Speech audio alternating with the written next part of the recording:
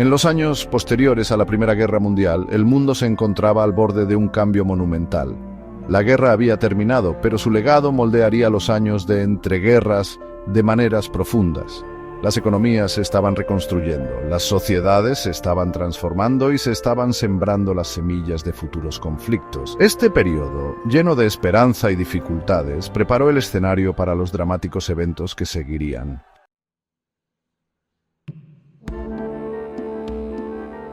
Después de la Primera Guerra Mundial, Canadá, con una población de 8 millones de personas, envió a más de 600.000 al extranjero. El sacrificio en la cresta de Vimy fomentó una fuerte identidad nacional. Sin embargo, el costo fue asombroso. 60.000 perdieron la vida y 170.000 resultaron heridos. Esto trajo no solo trauma, sino también un creciente deseo de autonomía.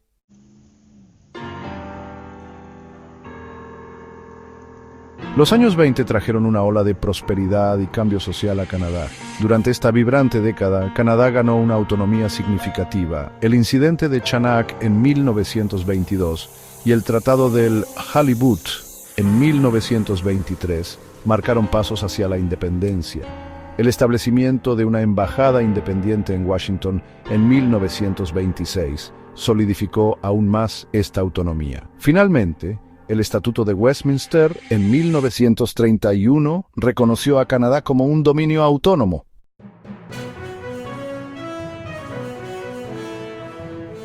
La prosperidad se detuvo repentinamente con la crisis de 1929.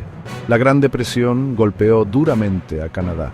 Para 1933, el 30% de la fuerza laboral estaba sin trabajo, y 1 de cada 5 personas dependía de la asistencia social.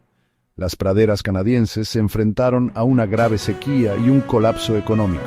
Los campos de ayuda y las protestas, como la Marcha sobre Ottawa de 1935, pusieron de manifiesto el sufrimiento generalizado en todo el país.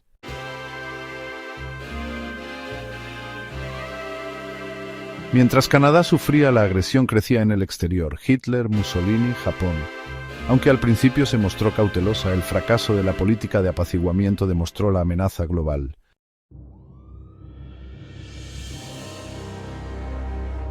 Primero de septiembre de 1939, Alemania invade Polonia. 10 de septiembre de 1939, Canadá toma su propia decisión declarándole la guerra a Alemania, una afirmación independiente de soberanía.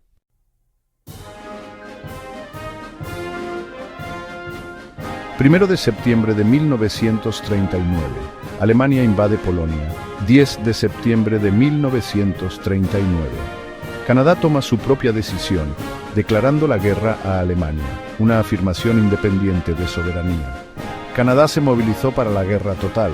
C.D. Howe lideró una expansión industrial masiva. Canadá se convirtió en el 4º mayor productor aliado, suministrando metales cruciales, vehículos, aviones, tanques y cientos de barcos.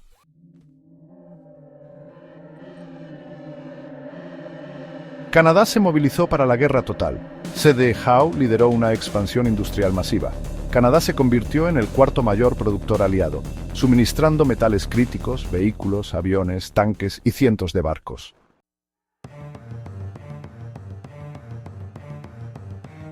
Las mujeres se incorporaron a la fuerza laboral en cifras sin precedentes. De 600.000, el pico de empleo llegó a 1.200.000. 373.000 trabajaron solo en la industria manufacturera. Más de 50.000 sirvieron en las Fuerzas Armadas, incluyendo enfermeras militares.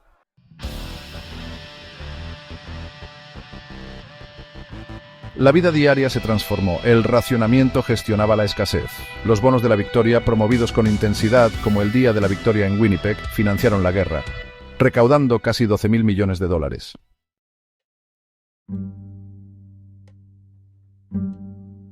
La histeria del tiempo de guerra condujo a un capítulo oscuro. A pesar de no haber pruebas de deslealtad, alrededor de 22.000 canadienses japoneses fueron sacados por la fuerza de sus hogares en 1942. Sus propiedades fueron confiscadas. Las restricciones duraron hasta 1949. Canadá se disculpó en 1988.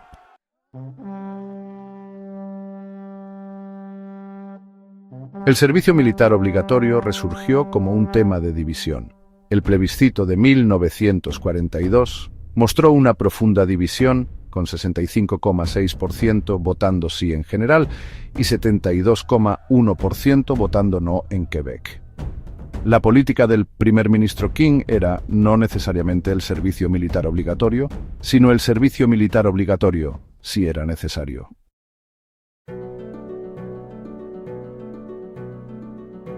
Los canadienses lucharon desde el principio. Más de 100 aviadores participaron en la Batalla de Inglaterra. La Batalla del Atlántico fue vital.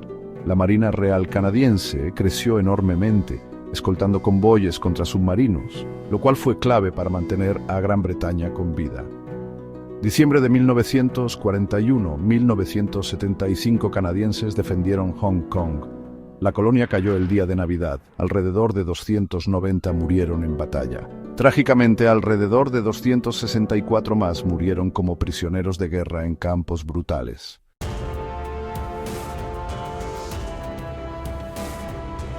Los canadienses lucharon desde el principio. Más de 100 aviadores en la Batalla de Inglaterra. La Batalla del Atlántico fue vital. La Marina Real canadiense creció enormemente, escoltando convoyes contra los submarinos alemanes, clave para mantener a Gran Bretaña con vida.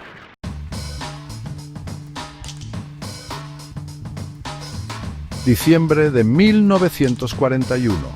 1975 canadienses defendieron Hong Kong. La colonia cayó el día de Navidad. Alrededor de 290 murieron en batalla. Trágicamente, alrededor de 264 más murieron como prisioneros de guerra en campos brutales.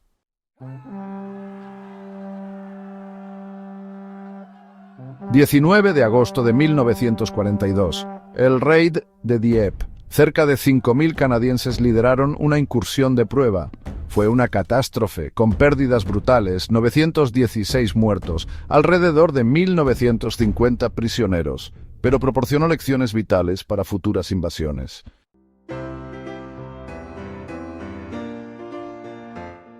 Julio de 1943.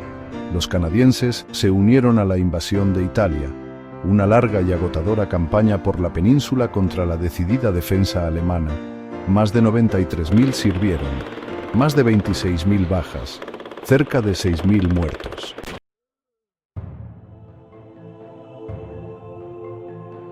Diciembre de 1943. La brutal batalla de Ortona.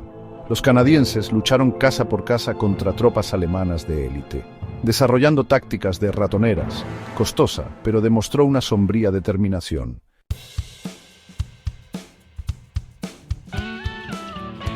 ...6 de junio de 1944, día D, el desembarco de Normandía.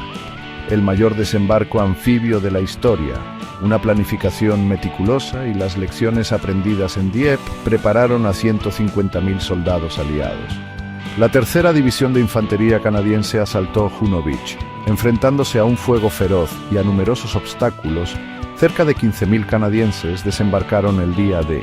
A pesar de las grandes pérdidas, 1.200 bajas, alrededor de 350 muertes, avanzaron tierra adentro más que cualquier otra unidad aliada. El día D fue solo el comienzo de una brutal campaña en Normandía, alrededor de 20.000 bajas canadienses, cerca de 5.000 muertos. Los canadienses lucharon intensamente en el Bocage, Caen y en el cierre de la bolsa de Falaise.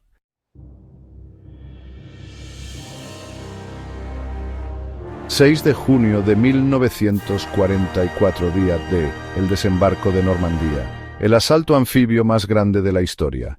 Una planificación meticulosa y las lecciones aprendidas en Dieppe prepararon a 150.000 soldados aliados.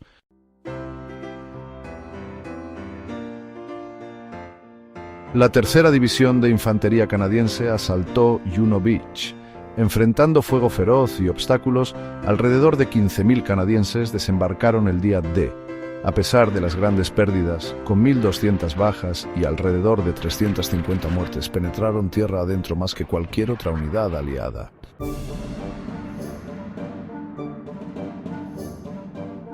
El día D fue solo el comienzo de una brutal campaña de Normandía, con alrededor de 20.000 bajas canadienses y alrededor de 5.000 muertos. Los canadienses lucharon intensamente en el campo de batalla de Caen y al cerrar la bolsa de Falaise.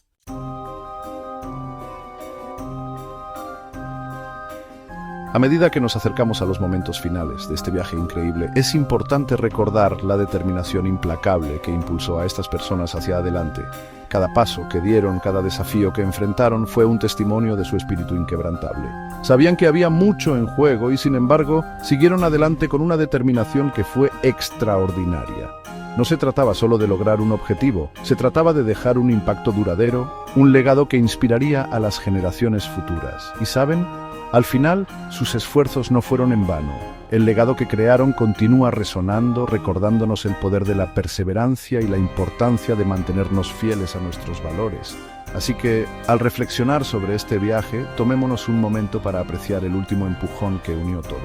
Es un poderoso recordatorio de que a veces los logros más significativos provienen de las batallas más duras. Y bueno, esa es la historia de su legado. Una historia de coraje, determinación y un impacto perdurable que será recordado por muchos años.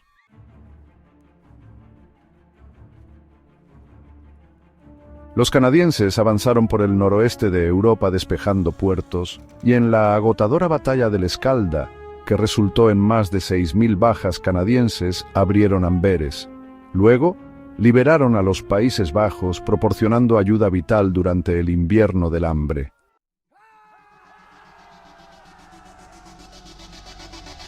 La guerra terminó en mayo de 1945 en Europa y en agosto de 1945 en Japón.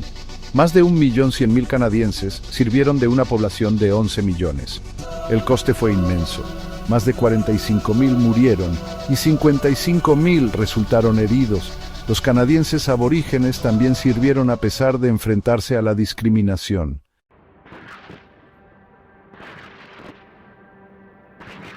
La Segunda Guerra Mundial transformó a Canadá. Se industrializó y se volvió más próspera. El país emergió como una potencia media respetada, activa en las Naciones Unidas y en las operaciones de mantenimiento de la paz. Esto marcó un cambio de la deferencia colonial a la participación global.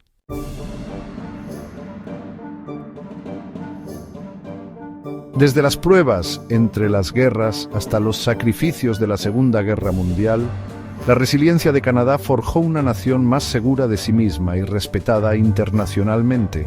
Recordar esta era fundamental, es vital para comprender el Canadá moderno.